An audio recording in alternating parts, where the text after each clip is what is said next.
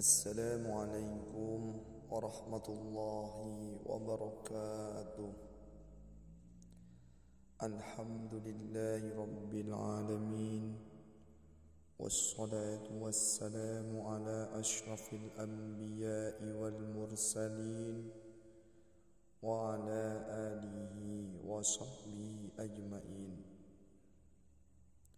Sahabat-sahabat setia channel Gus Fawaid, senang rasanya masih bisa dipertemukan kembali oleh Allah Subhanahu wa Ta'ala di dalam channel ini. Semoga sahabat-sahabat sekalian dilindungi oleh Allah, dijauhkan dari segala mara bahaya, dan rezekinya dilancarkan oleh Allah Subhanahu wa Ta'ala. Amin Allahumma amin. Sahabat-sahabat setia channel Gus Fawaid, pada kesempatan kali ini saya akan memberikan amalan yang mana amalan ini sangat mudah untuk diingat atau dihafalkan oleh kalian. Sahabat yang apabila dari kalian dalam tubuhnya menderita sakit batuk, kalian hanya sangat mudah dengan membaca amalan ini, kalian akan langsung sembuh hanya atas izin Allah Subhanahu wa Ta'ala. Dan sebelum melanjutkan videonya, alangkah baiknya kalian bisa mensubscribe channel ini terlebih dahulu dan menyalakan tombol loncengnya agar supaya kalian bisa terus membantu saya di dalam mengamalkan doa-doa yang telah saya amalkan. Sahabat-sahabat sekalian yang dirahmati oleh Allah Subhanahu wa Ta'ala,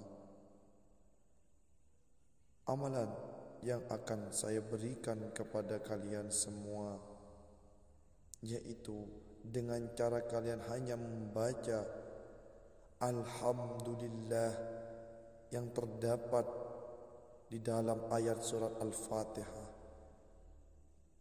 Dengan cara menggunakannya atau dengan cara mengamalkannya, kalian hanya menulis lafaz Alhamdulillah ini pada mangkuk putih, lalu dilebur dengan minyak wijen, kemudian diminumkan kepada orang yang sakit tersebut. InsyaAllah lekas sembuh, dan batuk yang diderita oleh orang tersebut secara tiba-tiba atau tak terduga akan sembuh secara langsung. Maka amalkanlah amalan ini untuk orang-orang yang sakit, serta kalian bisa membantu orang-orang yang mengalami kesakitan, karena Allah menyukai orang-orang yang membantu sesama hambanya. Mungkin hanya itu saja yang dapat saya sampaikan. Semoga amalan ini bermanfaat bagi kalian. Jangan pernah bosan untuk menonton channel ini, karena ilmu yang telah saya dapatkan meskipun sedikit, insya Allah apabila kalian mengamalkannya, ilmu ini akan bermanfaat bagi kalian. Mungkin hanya itu saja yang dapat saya sampaikan. Wabillahi taufiq wal hidayah wal ridha wal inayah. Summa assalamu alaikum warahmatullahi wabarakatuh.